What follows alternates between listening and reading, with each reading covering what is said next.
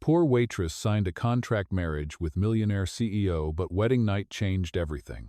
Hello everyone. Before we begin today's story, I have a small favor to ask. Please hit subscribe and turn on the notification bell so you never miss our channel's new videos. It is quick, free, and the best way to support us in bringing you more dramatic stories. Your support means the world to us. Where are you watching from? Drop your city or country in the comments below. Thank you very much. Now, let us return to our main character. Emily Carter was 23 years old, a young woman carrying the weight of responsibility heavier than her slender frame should have endured. She worked double shifts at a downtown Chicago diner, where the smell of bacon grease clung to her clothes, and the clinking of coffee cups became the soundtrack of her nights. She was not chasing dreams of luxury or fame. Her only battle was survival, and her only goal was to keep her mother alive. Her mother's fragile heart required treatments and prescriptions that piled up into medical bills far beyond what a waitress's tips could cover. Emily's hands were cracked from detergent, her sneakers worn thin, yet her spirit was not broken. Each evening, she tightened her apron, smoothed her ponytail, and stepped into the diner with a brave smile that concealed the storm inside her. But on that rainy Friday night, when she glanced at the latest bill glowing on her phone screen, $3,000 due in less than a week, her chest tightened with fear.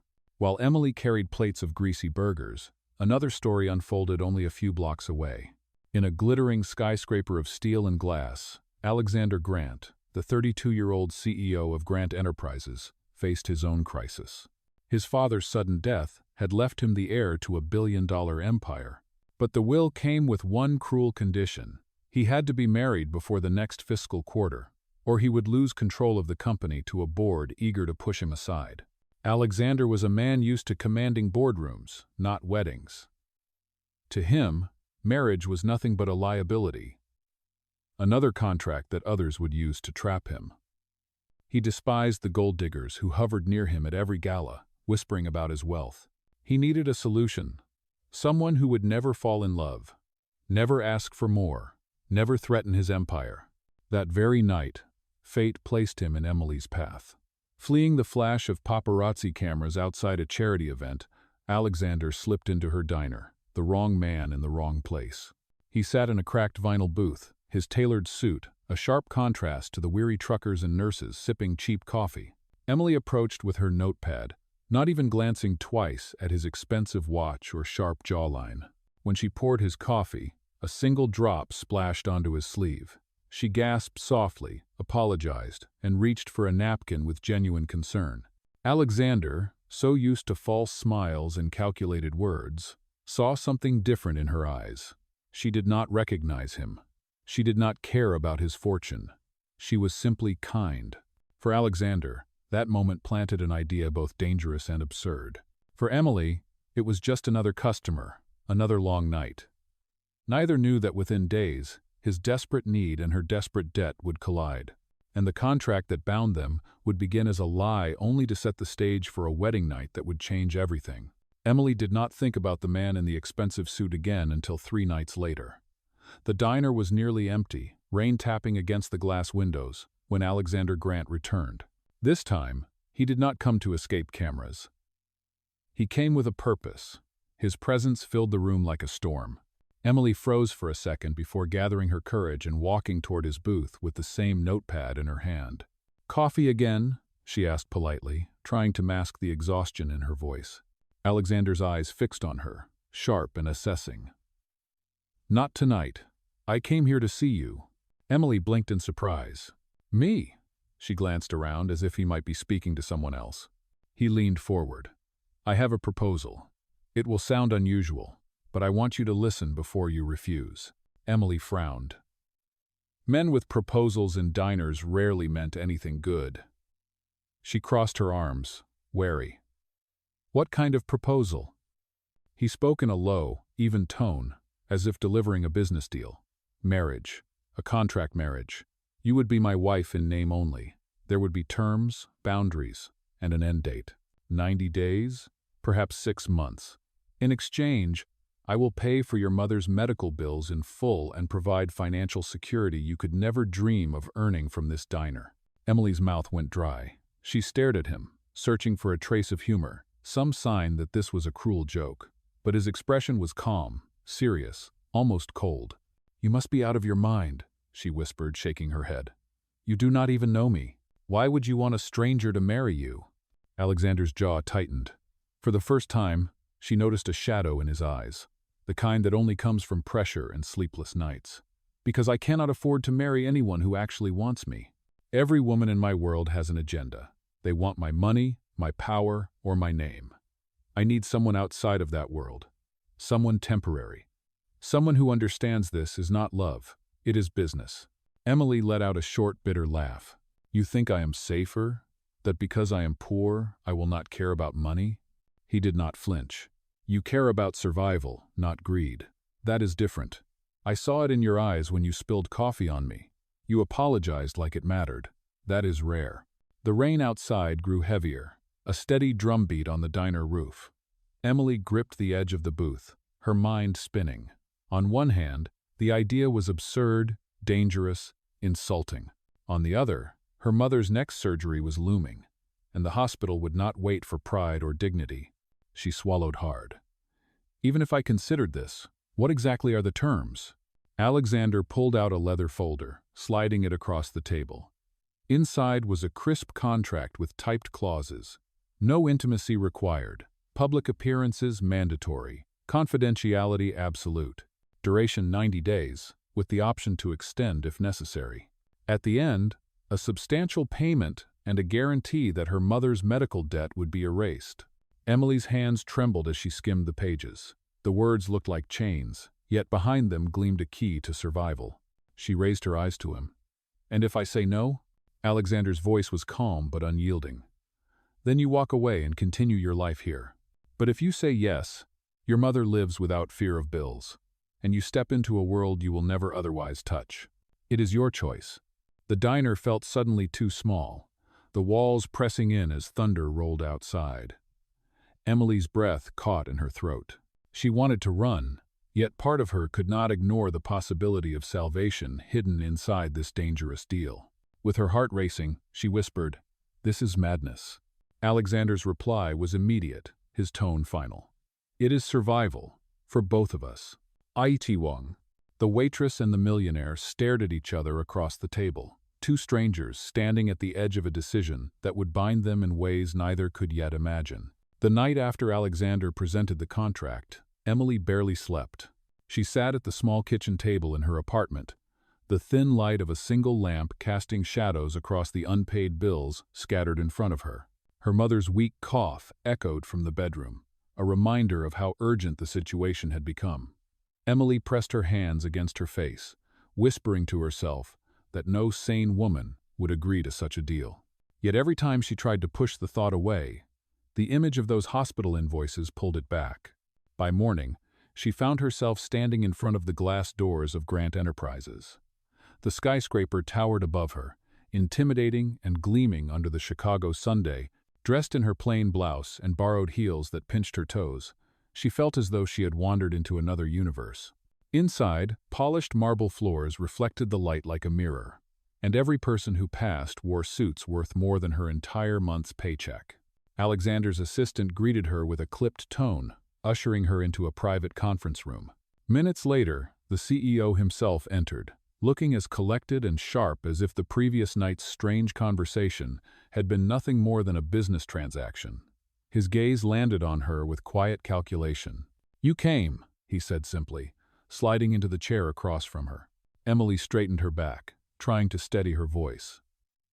"I came because I need answers. If I agree, I need to know exactly what I am walking into." Unread.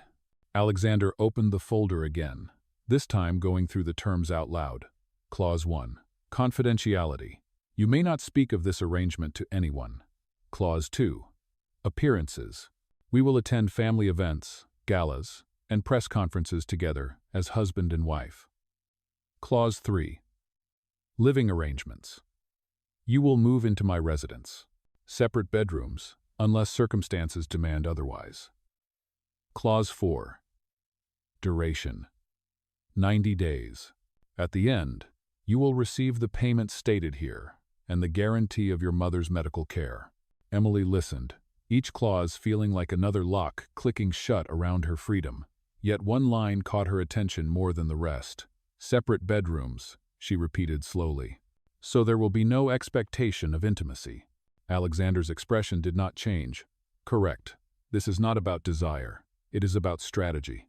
I need a wife on paper. Nothing more. Oh, boy. Emily exhaled, both relieved and unsettled. The clarity of his voice left no room for warmth.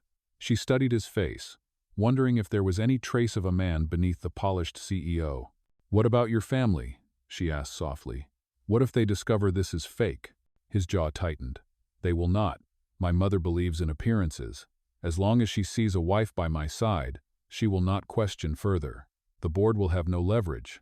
That is all that matters. Auri. Emily lowered her eyes, her heart pounding. She thought of her mother's face, pale and tired from too many nights in hospital beds. She thought of the eviction notice taped to their door last month, the landlord's sharp knock echoing in her ears. Finally, she whispered, "And what do you expect from me, aside from showing up and smiling?" Alexander leaned forward, his voice dropping. "I expect dignity. Do not embarrass me in public. Do not challenge me in front of my board or family. Beyond that, live as you wish." His words cut, but they also revealed something raw. He trusted her with nothing, yet in a strange way, he was trusting her with everything. Emily closed her eyes for a moment, then reached for the pen lying beside the contract. Her hand trembled as she signed her name, each stroke of ink binding her to a future she could not predict. When the last letter dried on the page, Alexander took the folder, sliding it back with silent satisfaction. "It is done," he said. Emily sat back, numb, her heart racing. The waitress who had once spilled coffee on a stranger was now, on paper, the wife of a millionaire CEO. And as she followed Alexander out of the conference room into the world of polished marble and cold stairs, she knew one truth. This was no longer survival. This was a gamble. And the stakes were higher than she had ever imagined. The wedding came faster than Emily had time to process.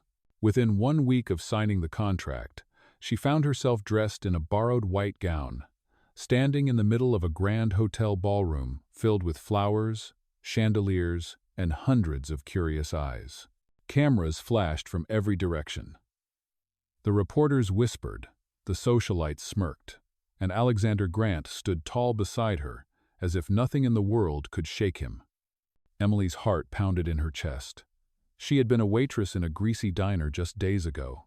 Now, she was being paraded in front of Chicago's elite as the bride of a millionaire CEO.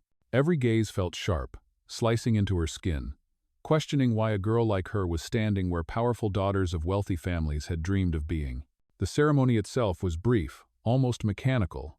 The vows were spoken, the rings exchanged, and the kiss was staged with such precision it felt like another line in the contract.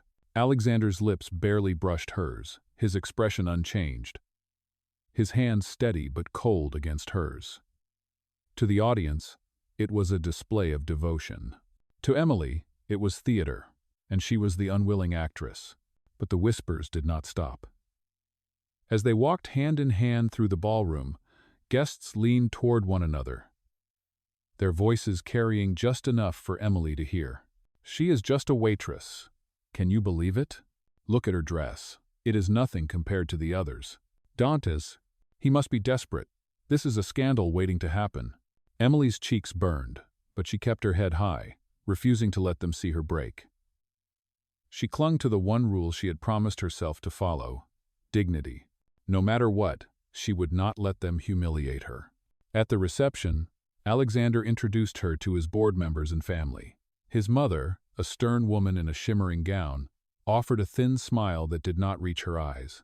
"So, this is your bride," she said, her voice polite but heavy with disapproval. "You have certainly made an unconventional choice." Emily bowed her head respectfully. "It is an honor to meet you." Alexander's grip on her hand tightened, a silent warning to stay composed. He responded with practiced calm. "She is my wife. That is all that matters." Still, the eyes on Emily did not soften. During the dinner, she overheard 2 women laughing at her, comparing her to a maid who had accidentally wandered into the wrong room. She swallowed the lump in her throat and forced a smile, even as her hands shook beneath the table. When it was time for the first dance, Alexander led her onto the marble floor. The music swelled, and all eyes fixed on them. Emily's steps were clumsy at first, her nerves threatening to betray her. But then Alexander leaned close, his voice low enough that only she could hear. "Do not look at them," he murmured. "Look at me." She lifted her gaze to his, surprised to find not mockery but something steadier, almost protective. For a moment, the crowd faded. His hand guided her with confidence, and she followed, finding her rhythm.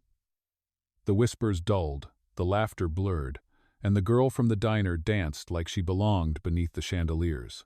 When the music ended, applause filled the room.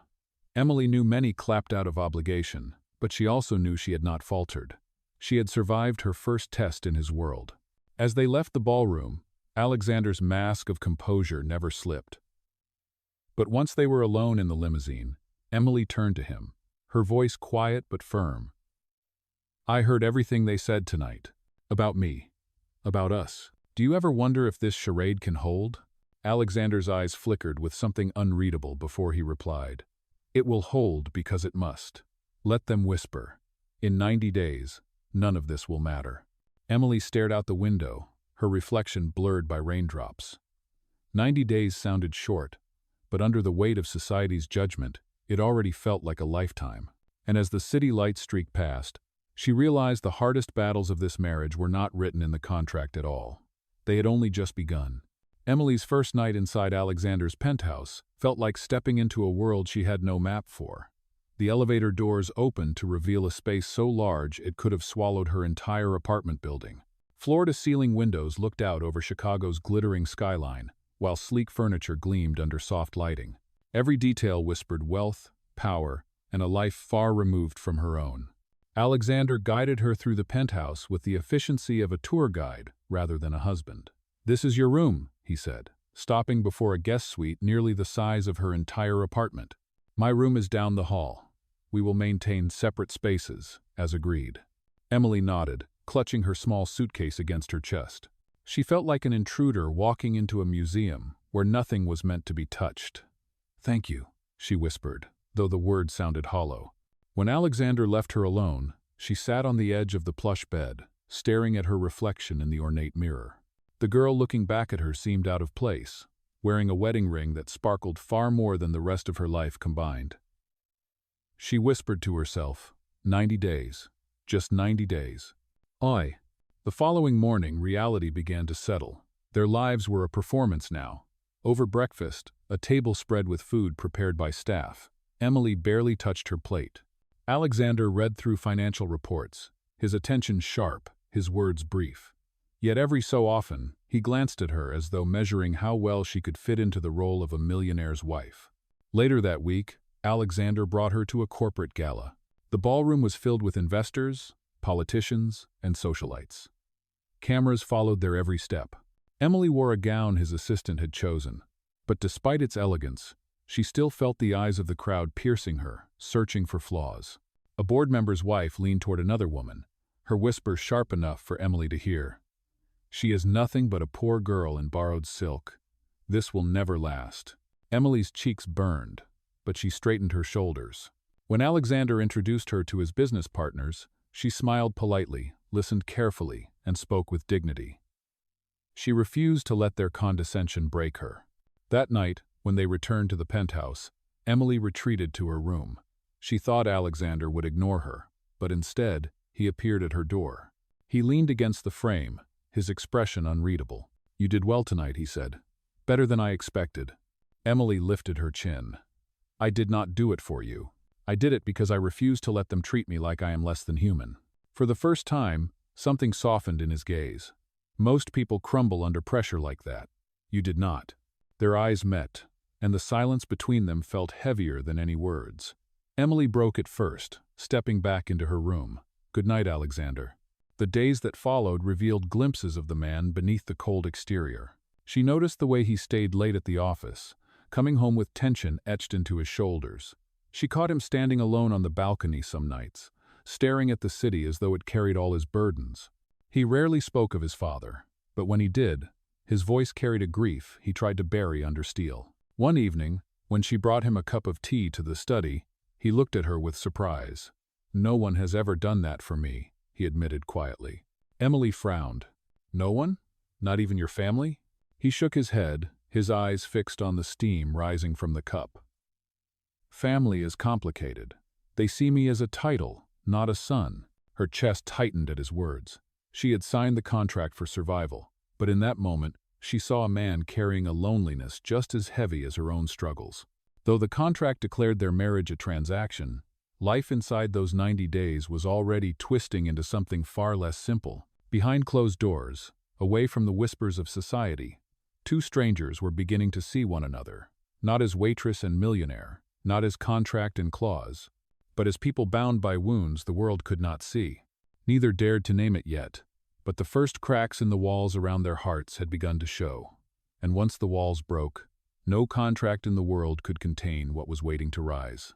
The wedding night had been scripted as part of the contract, but reality has a way of shattering carefully built walls. Emily entered her bedroom that evening, believing she would have a few hours of silence to breathe. She placed her suitcase by the closet and began to fold her clothes into drawers that already smelled faintly of lavender. Her body ached from the weight of the ceremony and the stares she had endured, but her spirit still held firm. 90 days, she reminded herself. Survive 90 days.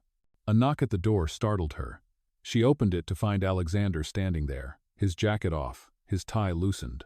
He looked less like the untouchable CEO, and more like a man who had carried the world on his shoulders for too long. For a moment, neither spoke. "Are you all right?" he asked finally, his voice quieter than she had ever heard it. Emily hesitated. "I should be asking you that. You faced just as much scrutiny as I did." Dawn. Alexander's mouth curved into something almost like a smile. "I am used to scrutiny. You are not. Yet you stood taller than half the people in that room." His words disarmed her. She expected cold commands, not acknowledgement. She looked down, her fingers clutching the doorknob. "Thank you, but that does not change what tonight was. A show. Nothing more." "Maybe," he admitted, stepping slightly closer. "But it was a show we survived together." The moment lingered, heavy with something neither of them wanted to name. Emily moved aside, letting him enter. They sat across from each other in the quiet of the suite, the city lights spilling through the window like watchful stars. For the first time, the contract did not feel like a wall. It felt like a fragile bridge. Later that night, as Emily prepared to retreat into sleep, an unexpected sound shattered the stillness. The shrill alarm of paparazzi drones buzzing outside the penthouse windows. Someone had tracked them, desperate for the first intimate photo of the new poor waitress bride. Emily froze, panic flashing in her eyes. Alexander reacted instantly. He pulled the curtains shut and guided her away from the glass. "Stay here," he ordered, his voice sharp with authority. But when he looked at her trembling hands, something shifted. His tone softened. "They want to humiliate you. Do not give them that power." Emily's breath shook. "I did not ask for any of this. I did not want to be their target." He placed a steady hand on her shoulder, the warmth surprising both of them. "Neither did I. But if we face them together, they cannot break us." In that fragile moment, the rules of the contract cracked. Emily realized he was not simply a cold businessman desperate for control. He was also a man shielding her from a world she had never chosen. And Alexander, for the first time, looked at her not as a pawn in his strategy, but as a partner in a battle he could not fight alone. The night passed with no photographs, the security team driving the intruders away. Yet the incident left a mark deeper than any headline. When Emily lay in bed afterward, she could still feel the echo of his hand steadying her, the sincerity in his eyes. She turned toward the window, whispering to herself, this was supposed to be pretend. Veli. Down the hall, Alexander sat awake in his own room, staring at the contract on his desk. The ink was still fresh, the rules still unbroken. But in his chest, something he had locked away for years stirred. He whispered to the silence, "Then why does it feel real?" What was meant to be 90 days of performance had taken a dangerous turn. On the wedding night that should have been hollow, a spark had been lit. And once a spark ignites, it cannot easily be contained. The weeks after the wedding night brought no peace. On the surface, Emily and Alexander continued their performance as husband and wife, attending events together, smiling for cameras, and upholding the illusion of a perfect union. But behind the polished smiles, cracks widened. One afternoon, while Emily was arranging flowers in the penthouse, the door opened with a sudden force. Alexander walked in, his expression dark, a folder clutched in his hand. He dropped it on the coffee table, papers spilling across the surface. "They know," he said flatly. Emily bent down, picking up one of the documents. It was a printed article draft, full of accusations. Waitress turned bride. Was Alexander Grant's marriage just a business deal? Her stomach nodded. "Who leaked this?" she asked, her voice trembling. "Someone inside the company," Alexander replied. "The board has been circling me like vultures, and this is their chance. If the press confirms this is a contract marriage, I lose everything." Emily felt her knees weaken. The arrangement had always been dangerous, but now the danger was real and public. "So what happens now?" she whispered. Alexander's eyes burned with frustration. "Now we fight back. But this is bigger than appearances. The board will drag you through the mud, call you a gold digger, a fraud, anything to discredit me. And if you walk away now, they win. You'd right." Emily shook her head, her heart pounding. "You think I care about their insults? I can survive humiliation. But my mother, what if they drag her into this?" Silence filled the room, heavy and suffocating. Then Alexander stepped closer, his voice steadier, almost protective. "I will not let them touch her, you have my word." Emily searched his face, trying to see if this was another calculated promise. But the hardness in his eyes was not coldness this time, it was determination.